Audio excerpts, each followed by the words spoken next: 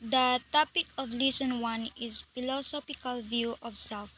Socrates is a Greek philosopher, and know thyself is a requirement of self-moderation, prudence, good judgment, and excellence of the soul.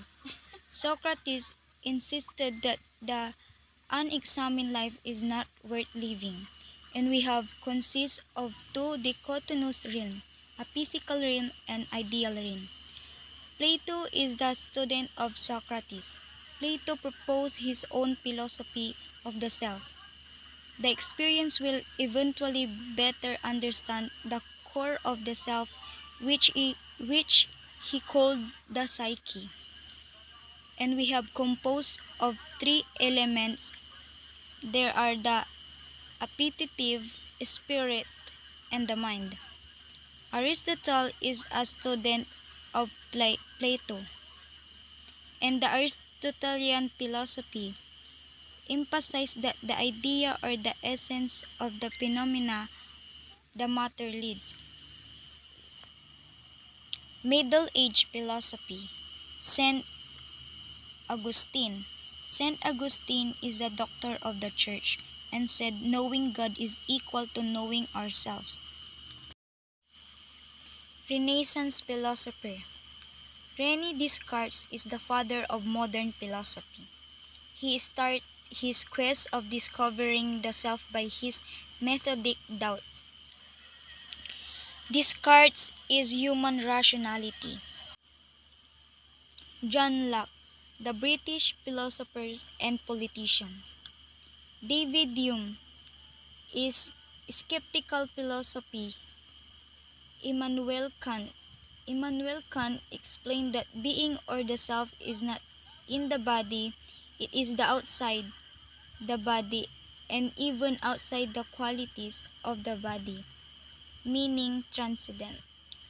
We proceed the modern philosophers. Sigmund Freud. Freud sees the eye as a product of multiple interacting processes, systems, and schemes. And there are three of human functioning: conscious, preconscious, and unconscious. Gilbert Ryle is a British philosopher. He said the mind is never separate from the body. Patricia and Paul Churchland, the physical brain gives us a sense of self. Maurice Merleau-Ponty is a French philosopher. Lesson 2 is a sociological view of self.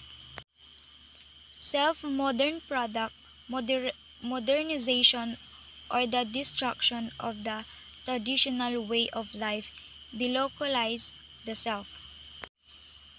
This poses certain problem is freedom threatens the very authenticity of the self. Alienation, objectification of the body, dehumanization of the self. Self as necessary fiction. Friedrich Nietzsche believed that an individual is action, thoughts, and feeling together make up their self. Post in order view of self.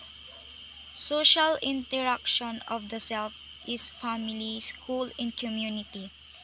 And we have two phases of self, person and more. George Herbert Mead. Mead's three stages of development of self. Stage 1, preparatory stage, newborn to 2 years old. Stage 2, the play stage, 2 years old to 6 years old. Stage 3, game stage, 11 years to onward. Gender the self, sex and gender. Labeling bias.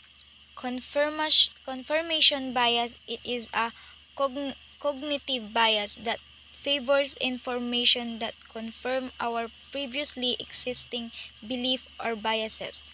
Self-labeling is a happiness when we adopt other labels.